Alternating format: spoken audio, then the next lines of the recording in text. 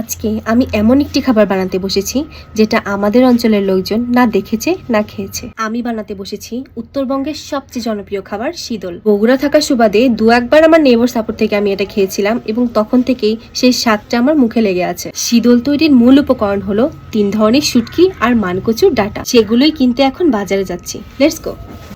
শীতল যেহেতু আমাদের অঞ্চলের খাবার নয়, তাই এটা সম্পর্কে প্রপার জানতে আমি গুগল এবং ইউটিউব ঘাটাঘাটি করেছি। ঘাটাঘাটি করে আমি যতটুকু জেনেছি, শীতল খাওয়ার প্রচলন অনেক আগে থেকে শুরু হয়েছিল। উত্তরবঙ্গের তিস্তা নদীর তীরবর্তী জনগোষ্ঠীরা এই ঐতিহ্যবাহী খাবারটি বানাতো, কারণ নদীর মাছ তাদের জন্য অনেক সহজলভ্য ছিল। তারা মাছ সংরক্ষণ করার জন্য বিভিন্ন ধরনের মাছের শুটকি বানিয়ে রাখতো। আর কচুর ডাটা যেহেতু বাড়ির আনাচে কানাচে হতো, তাই শুটকি আর ডাটার সংমিশ্রণে এই সহজলভ্য খাবারটি তারা বানিয়ে রাখতো এবং সারা বছর সংরক্ষণ করত।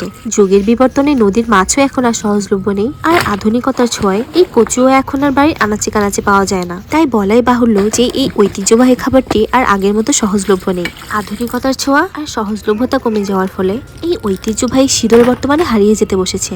শীতল তৈরি করার জন্য মূলত টাকি, মলা আর চিংড়ি মাছের শুটকি ব্যবহার করা হতো। আমি শুটকি মাছগুলো আর কচুর ডাঁটাগুলো কেটে ভালোভাবে ধুয়ে সারাদিন রোদে শুকিয়ে নিয়েছি। যদিও এটা বানাতে হামানদিস্তার ব্যবহার করা হয়, যেহেতু আমার বাসায় হামানদিস্তা নেই, আমি ভিডিওগ্রাফির জন্য সামান্য কিছু কচু আর শুটকি পিষতে আমি পাটার ব্যবহার করেছি, আর বাকিটা আমি ব্লেন্ডারে বেটে নিয়েছি। কচুগুলো বাটার পর খুব ভালোভাবে এই কচুগুলো থেকে পানি বের করে নিতে হবে। যেহেতু কচুটা আমি বাজার থেকে সংগ্রহ করেছি, তাই কচুর জাতটা সম্পর্কে আমার কোনো ধারণা নেই। খাওয়ার পর দেখা গেল গলা ধরতে পারে, সেজন্য আমি বাটা কচু থেকে একটা ছাঁকনির সাহায্যে খুব ভালো করে সব পানিগুলো বের করে নিয়েছি। আমি ইউটিউব ঘেটে যতগুলো রেসিপি পেয়েছি, সব রেসিপিতেই কালো কচুর ডাটা ব্যবহার করা হয়েছিল। আমি পুরো বাজার ঘুরেও এই কালো কচুর ডাটা পাইনি, তাই আমি সবুজ মানকচুর ডাটাটাই ব্যবহার করেছি। আমার মতো যাদের কচুতে অ্যালার্জি আছে, তারা এটা মাখানোর পূর্বে অবশ্যই হ্যান্ড গ্লাভস ব্যবহার করবেন।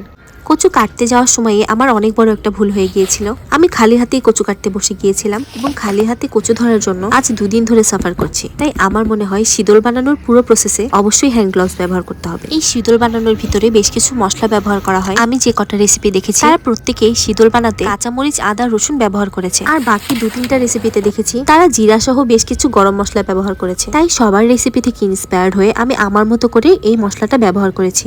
শীতল মাখাতে শুটকি মাছের গুঁড়োগুলো প্রচুর পরিমাণ বুঝে মাখাতে হবে, তাই একবারে শুটকি গুঁড়ো না দিয়ে অল্প অল্প করে শুটকির গুঁড়ো দিতে হবে আর মাখাতে হবে। শীতল রোদে বসানোর আগে শীতলের বড়াগুলো অবশ্যই হলুদ এবং তেলের মিশ্রণে মাখিয়ে নিতে হবে। এই হলুদ এবং সরিষার তেলের জন্যই শীতলগুলো অনেকদিন পর্যন্ত ভালো থাকবে। শীতলের বড়াগুলো রোদে দিয়ে আমি 3-4 দিন শুকিয়ে নিয়েছি। যদিও আমি এগুলো একটা কাচের বয়ামে সংরক্ষণ করব, কিন্তু আগে মূলত এই শীতল সংরক্ষণের জন্য কলা পাতায় ভালোভাবে মুড়ে মাটির হাঁড়িতে ছাইয়ের মধ্যে সংরক্ষণ করা হতো, আর এটা কমপক্ষে 1 বছর পর্যন্ত রেখে খাওয়া যেত।